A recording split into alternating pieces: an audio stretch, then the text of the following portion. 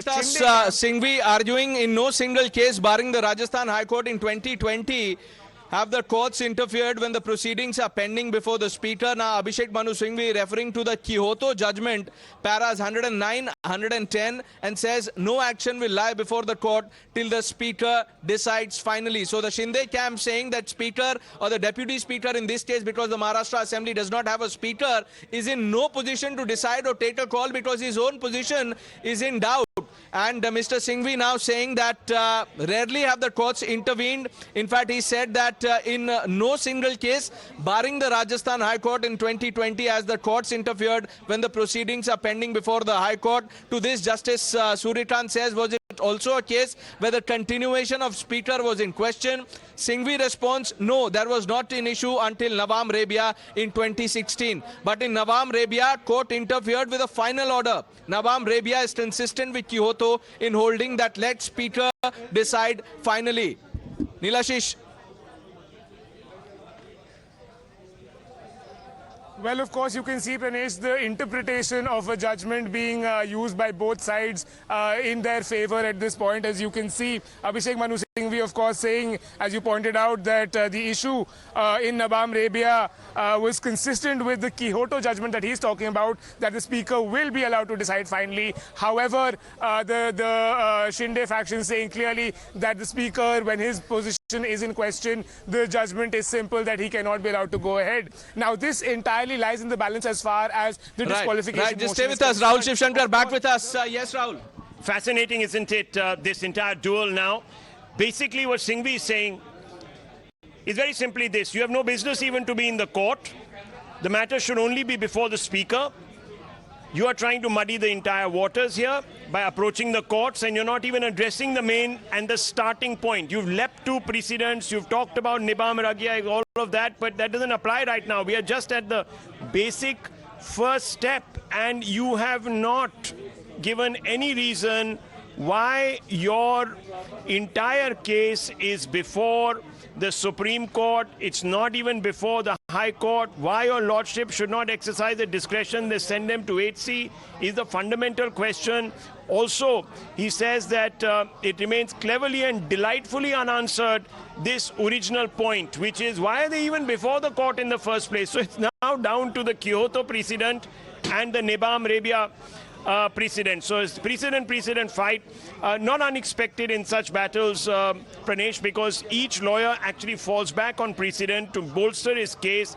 It now, of course, comes down to the court deciding what procedure must be adopted first. So Singhvi refers to a decision in Manipur MLA's case to say that there are limited grounds for the court to interfere in the interim at this present point. When the Speaker disqualifies MLA in interim, court can pass interim orders setting time limit for final decision, but cannot step in right now. The matter, in fact, is right now before, or should be before, the Speaker. So, as I'm telling you, this entire battle is really a fight to the finish. This is a fight to establish whether these MLAs who have defected can actually vote in the House. If the court agrees with the Uddhav camp, with Abhishek Manu Singhvi, and the disqualification is upheld, then everything changes. So this entire effort of splitting the Shiv Sena would be wasted.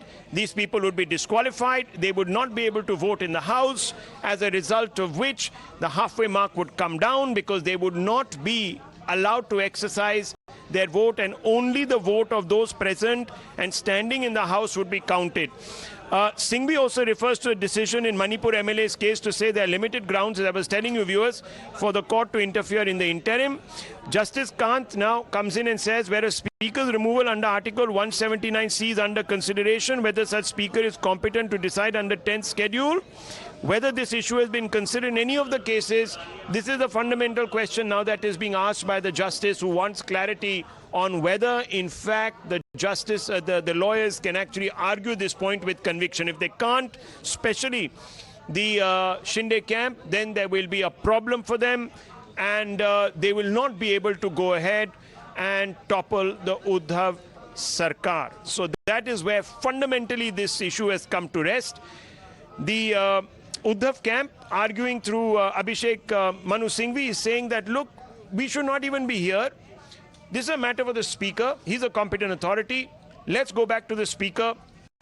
Or, if at worst, let's go back to the High Court. The Supreme Court is not the competent authority at this moment to hear this matter. The other side says, but the Deputy Speaker is acting, is in no position because his position himself has been challenged. He was elected not by the majority. He was elected by a minority, picked by a minority, as a result of which he, in fact, cannot even go ahead and preside over this matter. Singhvi says Article 212 bars your lordship scrutiny when the Speaker is deciding.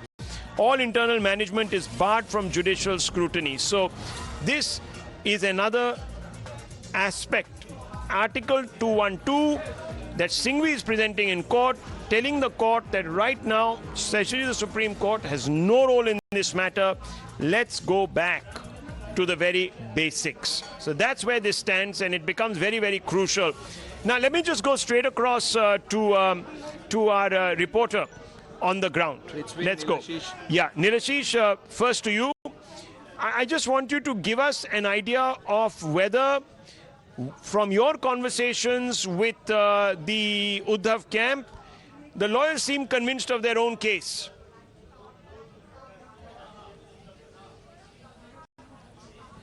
Well, absolutely, Rahul. The fact that Abhishek Manu Singhvi now is talking about Article 212, it is clearly to say that this is entirely out of the hand of the courts. They are saying that it is a legislative procedure, and Article 212 bars a constitutional court from inquiring into anything that is happening internally in the legislature as far as they're concerned. So it is not something that is within judicial scrutiny as far as the legislative procedure is concerned. So clearly they want to keep the matter out of the court right now, and as you pointed out, they want it to be on the floor and let the proceedings go as per schedule as far as the Deputy Speaker is concerned. Of course, the Shinde faction is against that. They want that the procedure as far as the Deputy Speaker's removal is concerned. But it's gone beyond that, Nilashish, because Singhvi is now referring to the decision in the Manipur MLAs case to say that there are limited grounds for court to interfere in interim. When the Speaker disqualifies MLAs in interim, courts can pass interim orders setting time limit for the final decision. This is what Singhvi has said, and he says that another case where the court can intervene is if the court is aiding in the process. For instance, the Manipur High Court asked the Speaker to decide the issue within 3 months. An objection was raised to that as well, but the court said we are only aiding in the procedure. Singhvi reiterates that courts cannot interfere. At this juncture, he is referring to Article 212 to say that there is a constitutional bar on the courts inquiring into the legislative procedure. Nilashish. Precisely, Pranesh, what you were saying. So the entire argument on behalf of Dr. Abhishek Manu Singhvi is that let the proceedings in the House go as scheduled, let not the court interfere, and if there is anything at all, let the court say that the Legislative Assembly will decide accordingly. So as far as the Manipur case is also concerned, they're saying 3 months' time was given at that time. It aided the process in the House. Let that happen at this point as well. And to that argument, look what the judge is saying. Justice Tan says that, are we really dealing with the proceedings of the Assembly? Singhvi says, yes, your lordships are dealing with the questions like notice not given, notice of 2 days not enough. So it is now back to the procedure.